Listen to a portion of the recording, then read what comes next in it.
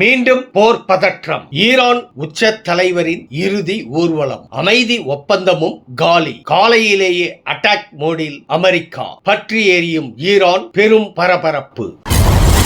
Iran என்னை கொல்ல சதி செய்கிறது. அமெரிக்க அதிபர் ட்ரம்ப் பேச்சு.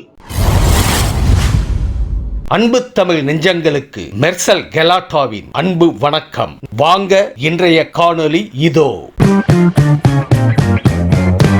சர்வதேச அளவில் பெரும் பதற்றத்தை ஏற்படுத்தி வரும் மத்திய கிழக்கு பிராந்தியத்தில் அமெரிக்கா மற்றும் ஈரான் இடையே நேரடி மோதல் வெடித்துள்ளது. கடந்த பிப்ரவரி 28 ஈரான் மீது அமெரிக்காவும் இஸ்ரேலும் இணைந்து தாக்குதல் நடத்தியதை தொடர்ந்து ஈரான் பதில் தாக்குதல் நடத்தியதுடன் ஹார்முஸ் ஜலசந்தியையும் மூடியது. இதனால் கப்பல் போக்குவரத்து பாதிக்கப்பட்டு கச்சா எண்ணெய் விலை சர்வதேச சந்தையில் கடுமையாக உயர்ந்தது. பின்னர் பாகிஸ்தான் மற்றும் கத்தார் நாடுகளின் சமரச முயற்சியால் அமெரிக்கா ஈரான் இடையே அமைதி ஒப்பந்தம் ஏற்பட்டது. எனினும் ஹார்முஸ் ஜலசந்தி வழியாக செல்லும் கப்பல்களுக்கு கட்டணம் விதிக்கப்படும் என்றும் அனுமதியின்றி கடக்கும் கப்பல்கள் மீது தாக்குதல் நடத்தப்படும் என்றும் ஈரான் எச்சரித்திருந்தது. அதன் தொடர்ச்சியாக கடந்த மாதமும் நேற்றும் ஓமன் வளைகுடாவின் லிமாக் பகுதி அருகே சென்ற 3 சரக்கு கப்பல்கள் மீது ஈரான் ஏவுகணை தாக்குதல்களை நடத்தியது. ஈரானின் இந்த தொடர் அத்துமீறல்களுக்கு பதிலடி கொடுக்கும் விதமாக அமெரிக்க ராணுவம் நேற்று ஈரான் மீது கடுமையான வான்வழி தாக்குதலை நடத்தியுள்ளது. தெற்கு ஈரானில் உள்ள சிரிக், குவாசிம் தீவு, பண்டர் அப்பாஸ் மற்றும் கார்ப் தீவு ஆகிய பகுதிகளை குறிவைத்து இந்த தாக்குதல் நடத்தப்பட்டுள்ளது. இதில் ஈரானின் அதிநவீன ரேடார் அமைப்புகள், ஏவுகணை ஏவுதளங்கள் மற்றும் முக்கிய ஆயுத கிடங்குகள் உள்ளிட்ட சுமார் 80 ராணுவ இலக்குகளை அமெரிக்கா முற்றிலும் அழித்துள்ளது. ஏற்கனவே கப்பல் போக்குவரத்து பாதிப்பால் உலக நாடுகள் கவலை அடைந்துள்ள நிலையில் அமெரிக்காவின் இந்த அதிரடி பதிலடி தாக்குதலால் மத்திய கிழக்கு பகுதியில் மீண்டும் போர் பதற்றம் உச்சக்கட்டத்தை எட்டியுள்ளது. மேலும் ஈரான் நாட்டின் முன்னாள் உச்ச தலைவர் கமேனி இறுதிச் சடங்கு நடைபெறும் வேளையில் தற்போது அமெரிக்கா தாக்குதல் நடத்தியுள்ளது உலக அளவில் பெரும் பதற்றத்தை ஏற்படுத்தியுள்ளது.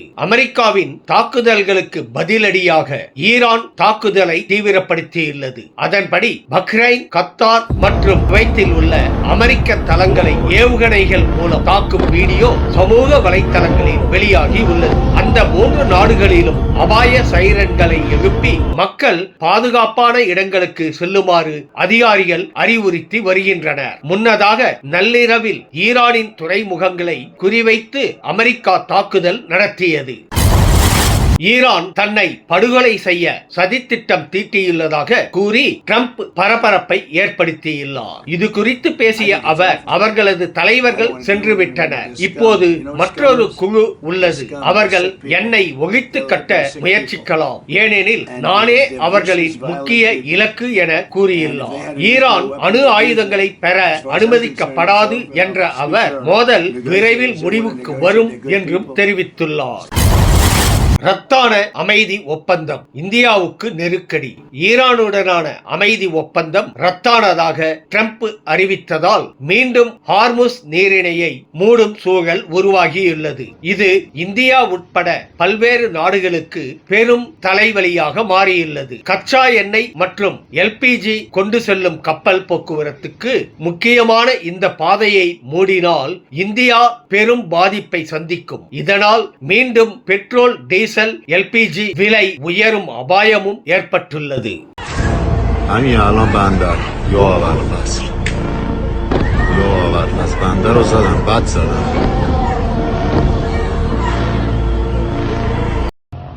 وای وای Ceasefire over. Is the ceasefire done? Is the MOU dead?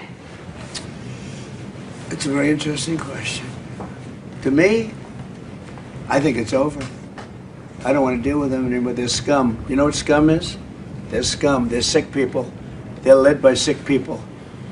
And they're vicious, violent people. And if they had a nuclear weapon, they'd use it.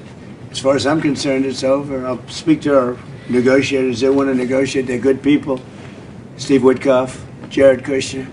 But they have to come back to me. As far as I'm concerned, it's just a waste of time dealing with them. They're liars. We make a deal. And if I make a deal with him, we have a deal, and he goes out, he talks. We make a deal. Everyone's agreed. No nuclear weapon. We make a deal. They go outside, talk to the press. They say, we never even talked about it. There's something wrong with them. They're cuckoo. As far as I'm concerned, it's over. So are we definitely These talks won't resume after we get through the funeral proceedings. What?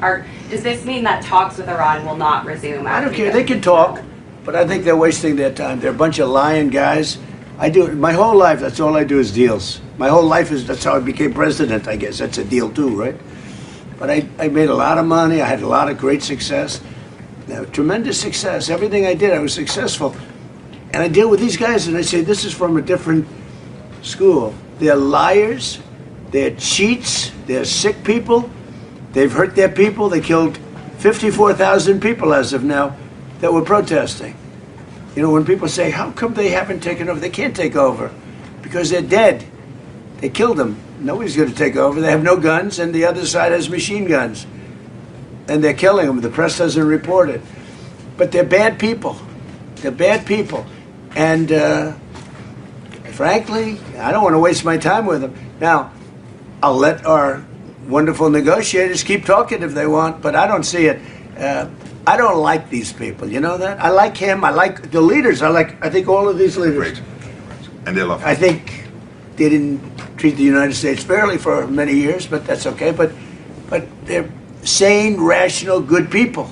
Most of them. I don't like a couple of them, to be honest with you. But there are a couple I don't like much. But I like You keep that a I like Erdogan. I'll tell you. I like.